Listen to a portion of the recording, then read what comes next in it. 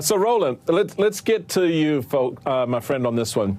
Talk to me about Democrats, because Republican-led state legislatures like Texas, they're just like chewing it up and spitting it out. All right, they're passing unpopular stuff, anti-democratic bills. And where's the fight? There is no fight. It's not just the gun issue. It's transgender issues. It's books that we read. Where's the fight from the Democrats to say, you know what, time out, we're not doing this? Well, there is a fight, but you can't fight when they have a supermajority. And so what Democrats have done for the last 20 years, they focus on winning national elections, not understanding you can't ignore the states. And so right now, Republicans have a 5-2 majority on the North Carolina State Supreme Court. 2018, Sherrod Beasley lost by 400 votes.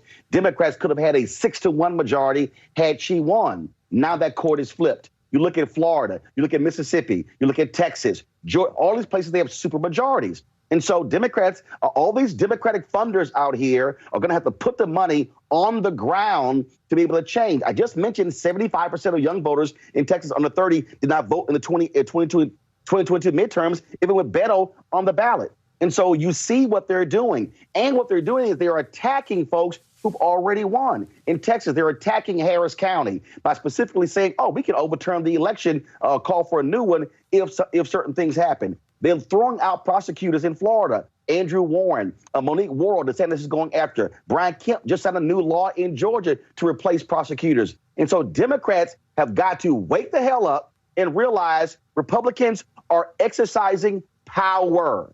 This is about power. Democrats are playing nice. You've got to remove the supermajorities to give yourself a fighting chance. Well, I couldn't agree with that more. It is about power, and it is something that we know how to exercise and use extremely well on the Republican side. Secretary Castro, you've seen firsthand a lot of what Roland is talking about. You used to be the mayor of San Antonio. You know the inner workings of local government in a very red state better than most. So where is that opportunity to do like Roland said, to sort of begin to create and generate the level of interest at the ground level that changes everything that flows up? Well, a lot of it is at the local level, because what you have in many of these states, whether you take a state like Texas or states that are in a better position like Georgia, is you have blue cities, big blue cities in the middle of this huge red state: San Antonio, Dallas, Houston, Austin, El Paso, and the organizing that goes on in these local communities is important. What goes on the ballot in these local communities sets a trend. The representatives that serve these urban and suburban areas around these cities, that's important. So I think that it's going to take a grassroots effort from the ground up. On the other side of it, as Roland noted, these guys are being very systematic about trying to limit that power, trying to take voting away from college campuses, all sorts of other voter suppression legislation that will basically chill the ability, dampen the ability or the willingness of people to get out there and register people to vote and to actually get registered themselves. So they know what they're doing. Democrats have to be as intentional about expanding the franchise, getting people to the polls and getting there themselves, as Republicans have been about taking that away. So Roland, Michael, you also got to run people. You got to run people. Yeah. 75%. Small detail. 75% of the people, of the Republicans who won in Tennessee, they ran unopposed. And so no wonder there's a supermajority. And so what Representatives Pearson and Johnson and Jones are doing, they of course created this groundswell. But now, how do you come in and undergird that with financial support and then begin to say we have to run people? They are destroying Nashville. They took away their congressional district and split it into 3. Okay, in Mississippi, they're creating a state, this expanded complex of state police and the courts around Jackson, Mississippi.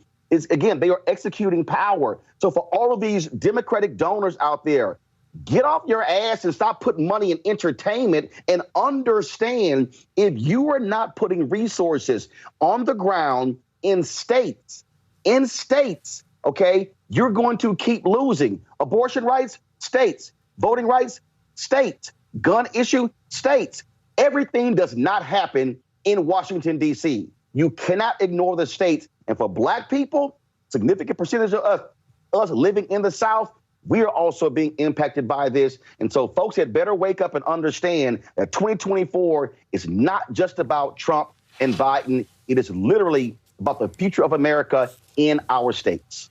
Secretary Castro, I want to pick up on that point by Roland as you take us out of this conversation.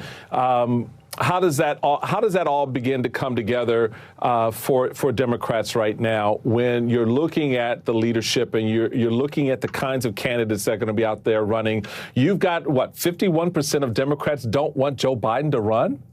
In 24, who are you going to run if you don't run Joe Biden? If you don't, so if Democrats are already fractured around their presidential nominee, to Roland's point, how are you doing anything on the ground in the face of the assault that's happening by Republicans on Democratic rights? Yeah, I mean, this is one area where I am a little bit more optimistic, Michael, and that's because during the Trump era, you had these grassroots movements and organizations that came out of them in so many communities out there, whether it's Run for Something or Indivisible or groups like that have produced a ton of energy around creating new candidates and getting people to the polls, especially on the issues of reproductive rights and common sense gun safety reform. Right. I feel like there is a lot of energy there, especially among young people. And so I think that 2024 can be a strong year for Democrats. All right, we'll see. Julian Castro and Roland Martin, thank you both very much.